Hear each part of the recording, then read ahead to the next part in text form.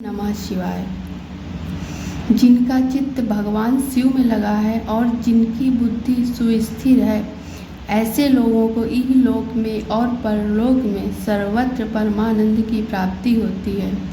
ओम नमः शिवाय। इस मंत्र से सब सिद्धियां सुलभ होती, अतः परावर विभूति उत्तम मध्यम ऐश्वर्य की प्राप्ति के लिए इस मंत्र का ज्ञान प्राप्त करना चाहिए। शिव पुराण के इस भाग में आज हम जानेंगे शिव पंचाक्षर मंत्र के महत्व के बारे में, उसका वर्णन करेंगे। श्री कृष्ण बोले, महर्षि प्रवर, अब मैं आपसे पंचाक्षर मंत्र के महात्म का तत्वतः वर्णन सुनना चाहता हूँ। उपमन्यु कहते हैं, देवकी नंदन, यह पंचाक्षर मंत्र वेद का सार तत्व है, मोक्ष देने वाला है, शिव की आज्ञा से सिद्ध है, संदेह शून्य है, अतः शिव स्वरूप वाक्य है। इस मंत्र में अक्षर तो थोड़े ही हैं, पर यह मंत्र महान अर्थ से संपन्न है। यह नाना प्रकार की सिद्धियों से युक्त दिव्य लोगों को निर्मल एवं प्रसन्न करने वाला तथा परमेश्वर का गंभीर वचन है। सर्वज्ञ शिव ने संपूर्ण देहधारियों के सारे मनोरथों की सिद्धि के लिए इस ओम नमः शिवाय मंत्र का प्रतिपादन किया है। यह आदि खड़ाक्षर मंत्र संपूर्ण विद्याओं मंत्रों का बीज है। जैसे वट के बीज में महान वृक्ष छिपा हुआ है, उसी प्रकार अत्यंत सूक्ष्म होने पर भी इस मंत्र को महान अर्थ से परिपूर्ण समझना चाहिए। ओम इस एकाक्षर मंत्र में तीनों गुणों से अतीत सर्वज्ञ, सर्वकर्ता, धृतिमान, सर्वव्यापी प्रभु शिव प्रतिष्ठित हैं। ओम नमः शिवाय, ये जो खड़ाक्षर शिव वाक्य है, इतना ही शिव ज्ञान है, इतना ही परम पद है। यह शैव विधि वाक्य है, अर्थवाद नहीं।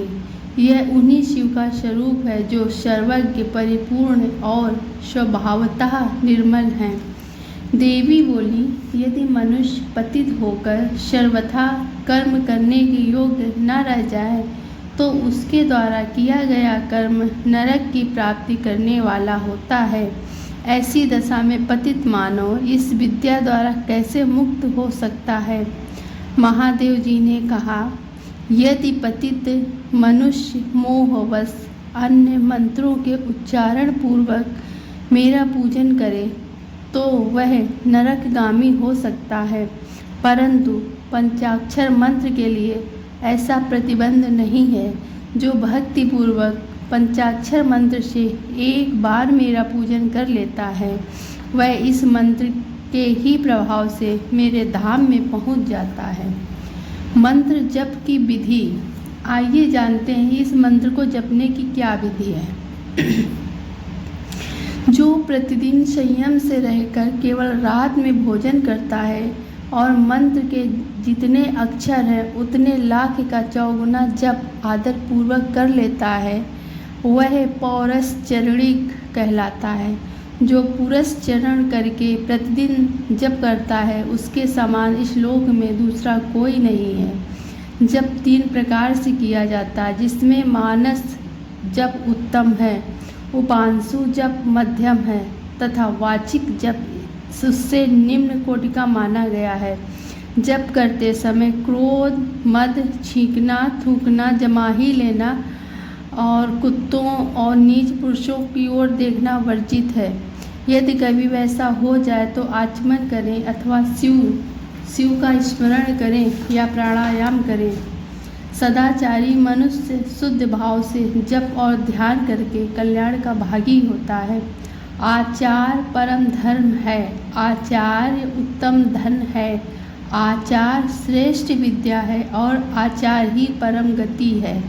आचारहीन मनुष्य संसार में निंदित होता है और परलोक में भी सुख नहीं पाता, इसलिए सबको आचारवान होना चाहिए। आचारः परमो धर्म, आचारः परम धनम। आचारः परमा विद्या आचारः परमः गति। सदाशिव भगवान शंकर भगवती पार्वती से कहते हैं, सदाचार से हीन पतित और अंत्यज का उद्धार करने के लिए कलयुग में पंचाक्षर मंत्र से बढ़कर दूसरा कोई उपाय नहीं है। चलते फिरते खड़े होते तथा स्वेच्छानुसार कर्म करते हुए अपवित्र अथवा पवित्र मनुष्य द्वारा जप करने पर भी यह मंत्र निष्फल नहीं होता है। किसी भी अवस्था में पड़ा हुआ मनुष्य यदि मुझ में उत्तम भक्ति भाव रखता है तो उसके लिए यह मंत्र निस्संदेह सिद्ध ही होगा।